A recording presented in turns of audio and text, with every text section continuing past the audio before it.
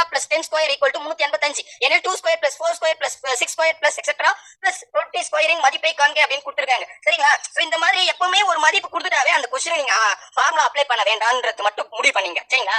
ஏன்னா இங்க ஒரு மதிப்பை கொடுத்துட்டாவே இதுல ஏதோ ஒரு சின்ன சேஞ்ச் பண்ணாவே வந்துடும். இப்ப நீங்க நல்லா பாருங்க, இங்க உங்களுக்கு புரியதுக்காக இதுல 2 ஸ்கொயருங்க, 2 square plus 4 square plus 6 square. இப்போ இத பாருங்க, இங்க நமக்கு 1 ஸ்கொயர் 2 ஸ்கொயர் 3 ஸ்கொயர் கொடுத்துருக்காங்க கொஸ்டின். ஏன்னா அதுதான் நமக்கு ஆன்சர் தெரியுது. 1 square 2 square 3 square etcetera plus 10 square மதிப்பு 385 சொல்லிட்டாங்க. சரிங்களா? சோ அப்படினும் போது இப்ப இதுல ஏதாச்சும் பண்ணலாமான்னு கேட்டா நல்லா கவனிங்களா. ஒண்ணு இல்லங்க, இந்த முதல் நம்பர் இருக்குல்ல 2 ஸ்கொயர், அதை மட்டும் நான் வெளியே எடுத்துறேன். அப்போ 2 ஸ்கொயர் வெளியே எடுத்துட்டா நீங்களே பாருங்க, 2 ஸ்கொயர் நான் வெளியே எடுத்துட்டா இங்க எப்படி இருக்கும், 1 ஸ்கொயர்னு இருக்கும். இங்க 2 ஸ்கொயர் போச்சுன்னா 2 ஸ்கொயர்னு இருக்கும். இங்க 6 ஸ்கொயர்ல 2 ஸ்கொயர் போச்சுன்னா 4 ஸ்கொயர்னு இருக்கும். கரெக்டா? புரியுது? நீங்க ஒண்ணு இல்ல, இப்ப அப்படியே நீங்க உள்ளார பெருகி பாருங்க, கரெக்டா அந்த நம்பர் வந்துரும். ஓகேங்களா? கூட்டி பாருங்க, பெருகி பாருங்க, ஏதோ ஒண்ணு பண்ணி பார்க்கலாம். இருங்க, நான் உங்களுக்கு இங்க தப்பா போட்டேன்னு நினைக்கிறேன். கடைசி இருங்க, நான் மறுபடியும் போடுறேன்.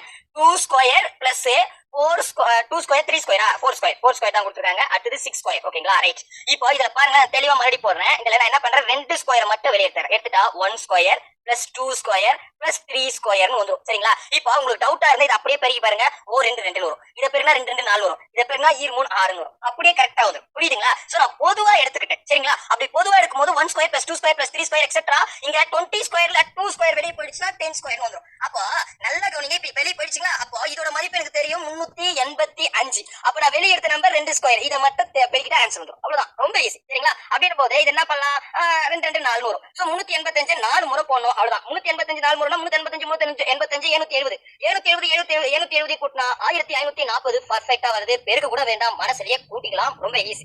சார் சில கொஸ்டின்லாம் நீங்க சொல்றது ரொம்ப ஈஸியா இருக்கிற மாதிரி இருக்கு, என்னால அண்டர்ஸ்டாண்ட் பண்ண முடியலன்னு ஒரு கேள்வி உங்களுக்கு ஏந்துச்சுன்னா நீங்க வேற ஒண்ணும் பண்ண வேண்டாம். நம்மளுடைய கிளாஸ் இதுக்கப்புறம் கவனிச்சீங்கன்னா இப்ப நான் போடுற மாதிரி நீங்களும் போட்டுலாம். ஒரே கொஸ்டின்ல நம்ம ஷார்ட் கட்ட பர்ஃபெக்ட்டா சொல்ல முடியாது. இதுக்கு ஒரு 10 கொஸ்டின் நீங்க ஒர்க் அவுட் பண்ணாதான் இந்த ஷார்ட் கட்ட அப்ளை பண்ண முடியும். கரெக்டா? புரியுது தானே? எஸ், அதான் சொல்றேன். அடுத்தது பாருங்க, இது வந்து இயற்கணிதத்துல புதிய புத்தகம் 9th புக்ல கேட்டிருக்காங்க. இரு நபர்களின் மாத வருமானங்களின் விகிதம் 9:7, மேலும் அவர்களின் மாதாந்திர செலவுகளின் விகிதம் 4:3. ஒவ்வொரு மாதமும் ரூபாய் 200 வந்து ஒவ்வொரு வரும் சேமிக்கிறாங்க அப்படின்னு சொல்லிட்டாங்க. அப்படின்னா மாத வருமானம் எவ்வளவு அப்படின்னு கேக்குறாங்க. ரொம்ப ஈஸியான கொஸ்டின். சோ ஃபர்ஸ்ட் என்ன பண்ணிடலாம், நல்லா கவனிங்க. இதுல நான் அவங்க சொல்றத அப்படியே எழுதிக்கிறேன். ஃபர்ஸ்ட் வந்து வருமானம் கொடுத்திருக்காங்க. சரிங்களா? அதுக்கப்புறம் செலவு கொடுத்திருக்காங்க. கரெக்ட்டுங்களா? சோ அந்த செலவை நான் எழுதிட்டேன். ரைட். இப்போ பாருங்க என்ன சொல்றாங்க, வருமானம் வந்து 9:7 அப்படின்னு சொல்லிருக்காங்க. செலவு வந்து 4:3 அப்படின்னு சொல்லிருக்காங்க. கரெக்ட்டுங்களா? 4:3. Yes correct. எவ்வளவு சேமிக்கிறான்னு கேட்டா 2000 ரூபாய் சேமிக்கிறாங்க. இந்த 2000 நான் இங்க வச்சுக்கிறேன். சரிங்களா? இப்போ நான் உங்களுக்கு ஒரு மெத்தட் சொல்ல போறேன். இந்த மெத்தட் வந்து வயது கணக்குகளுக்கும் பர்ஃபெக்ட்டா யூஸ் ஆகுங்க. சரிங்களா? சரி, நல்லா கவனிங்க. இப்ப நான் என்ன பண்ண போறேன் அப்படின்னு கேட்டா, 2 ரேஷியோ ஒரு வேல்யூ இருந்துட்டாவே இப்ப நான் சொல்ற மெத்தட்ல போட்டுக்கலாம். ஃபர்ஸ்ட் என்ன பண்ணுங்க, இப்படி கழிங்க. நான் சொல்ற மாதிரி 9 4ஆல கழிங்க. 9 4 போச்சுன்னா 5 வரும். சரிங்களா? நான் சும்மா இங்க எழுதுறேன் 5. அடுத்தது இப்படி கழிங்க, 7 3ஆல கழிங்க. 7ல 3 போச்சுன்னா 4ன்னு வரும். ஆனா இப்படி எனக்கு கழிச்சு வரக்கூடிய அந்த மதிப்பு வந்து சமமா இருக்கணுங்க. அப்படி சமமா இருந்தா இது கரெக்ட், சமமா இல்லைன்னா சமப்படுத்தணும். சரிங்களா? ரொம்ப ஈஸி, 2 ஸ்டெப் தான். சரிங்களா?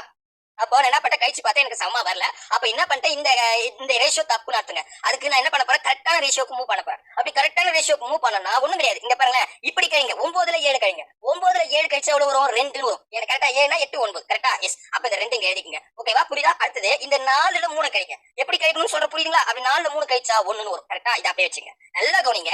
இங்க பாருங்க, மேல 9ல 7 போன விடை 2ன்னு கிடைச்சிச்சு. அந்த 2 கீழ இருக்கிற 2 நம்பரோட பெருகுங்க. ஏன் சார் இப்படி பெருகணும் அப்படின்னு கேட்டா, இப்ப நான் சொன்னேன் இல்லையா, அடிமானம் கீழே கழிச்சு வரக்கூடிய விடை சமமா இருக்கணும்னு, அந்த சமப்படுத்தலாம் இந்த மாதிரி போட்டா. ஓகேங்களா? அதே மாதிரி இந்த கீழே கிடைச்ச 1 அத மேல இருக்கிற 9 கூட 7 கூட பெருகிடுங்க.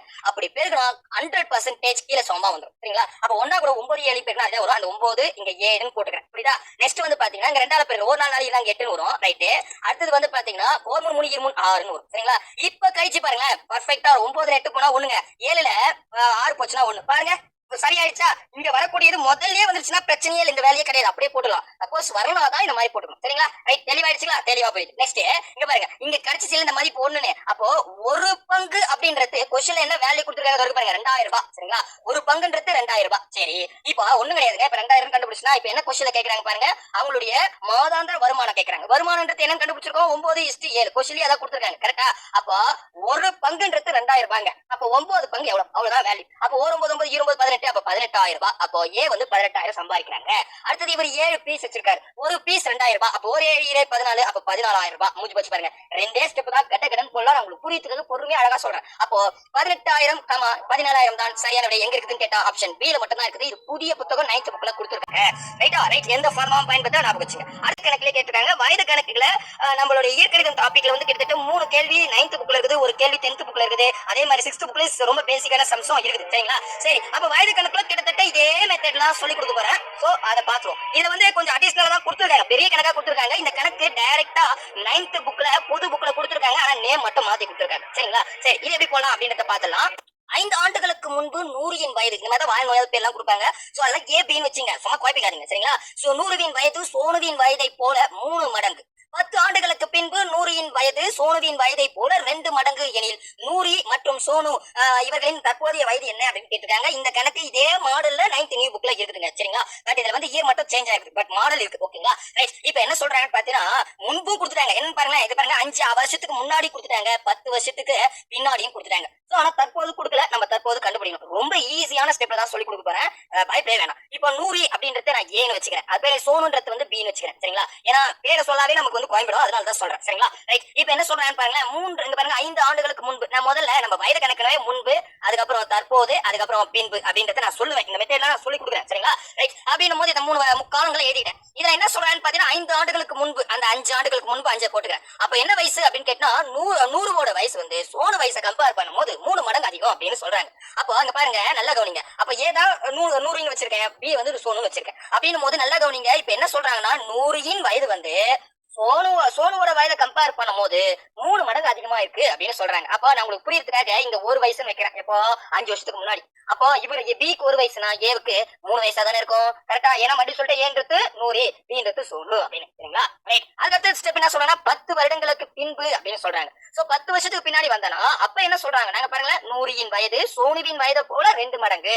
அப்பவும் பாருங்களேன் பிக்கு 1 வயசுன்னா ஏவுக்கு 2 வயசு. புரியுதா? நான் போட்டது அவ்வளவுதான், முடிஞ்சு போச்சு. இப்போ இதை நான் எம்டி ரேஷியோவை கொண்டு வந்திருக்கேன். ஏன் எம்டி ரேஷியோ கொண்டு வந்திருக்கேன் அப்படின்னு கேட்டா எனக்கு தேவை 2 ரேஷியோ ஒரு வேல்யூ. இங்க 2 வேல்யூ இருக்குன்னு சொல்லாதீங்க. இந்த 5யும் 10யும் கூட்டிங்க 15 கிடைச்சிரும். சரிங்களா? இதை கூட்டி வச்சுக்கிட்டேன். அப்போ 2 ரேஷியோ ஒரு வேல்யூ கிடைக்கிறதுக்காக நான் என்ன பண்ணிட்டேன், அவங்க சொன்ன மடங்க நான் ஒரு டம்மி ரேஷியோ கிரியேட் பண்ணிட்டேன். இப்போ எனக்கு தேவை என்னன்னா இப்படி கழிக்கணும். எப்படி இதை இப்படி கழிக்கணும், இதை இப்படி கழிக்கணும். அதாவது 3 2ஆல கழிக்கணும், 1 1ஆல கழிச்சு வரக்கூடிய விடை சமமா இருக்கணும். ஆனா 3ல 2 போனா 1 வரும், 1ல 1 போனா 0 வரும். சமமா கிடைக்கல. அப்படி சமமா கிடைக்கலனா நீங்க என்ன பண்ணணும் அப்படின்னு கேட்டா நெக்ஸ்ட் ஸ்டெப் இப்படி கழிக்கணும்.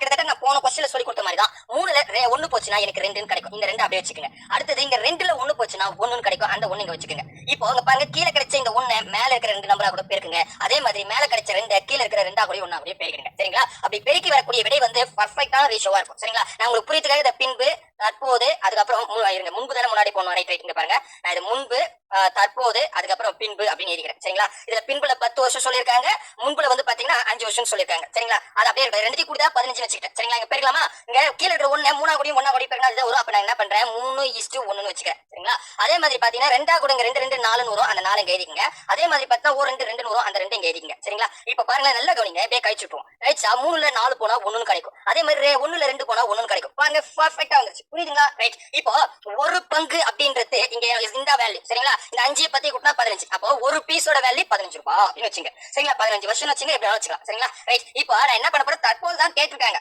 நான் 5 வருஷத்துக்கு முன்னாடி வயசை கண்டுபிடிச்சலாம். 5 வருஷத்துக்கு முன்னாடி நான் வயசு கண்டுபிடிச்சா தற்போது வயசு ஈஸியா கண்டுபிடிச்சல. அப்ப ஒரு பங்குன்றது 15 நான் கண்டுபிடிச்சிருக்கேன். கரெக்டா? சோ அப்ப ஒரு பீஸோட விலை 15 ரூபாய்னா ஏ வந்து 3 பீஸ் வச்சிருக்காரு. அப்போ 15 எவ்வளவு வரும்? 15 15 30 30 ஒரு 15 45 வரும். இங்க 45 நீதாமா, புரியுதா? ரைட். அடுத்து வந்து ஒரு பீஸ் தான் வந்து பி வச்சிருக்காரு. ரைட். ஒரு பீஸ் எவ்வளவுன்னு கண்டுபிடிச்சிருக்கேன், 15 கண்டுபிடிச்சிருக்கேன். அந்த 15 இங்க போட்டுக்கிறேன். அவ்வளவுதாங்க. இப்போ நல்லா கவனிங்களேன். 100வின் வயசு வந்து 5 வருஷத்துக்கு முன்னாடி 45, சோனுவோட வயசு 5 வருஷத்துக்கு முன்னாடி 15ன்னு கண்டுபிடிச்சிட்டேன். தெளிவா புரியுதா? அப்ப இப்போ தற்போது வயசு தான் கேக்குறாங்க. தற்போது வயசுனா ரொம்ப ஈஸிங்க. 5 வருஷத்துக்கு முன்னாடி உங்க வயசு 45ன்னு வச்சுங்க. அப்ப இப்ப என்னவா இருக்கும், 5 வயசு கூட்டிப்பீங்களே, அப்ப 50 வயசு வந்துரும். ஆடாடா.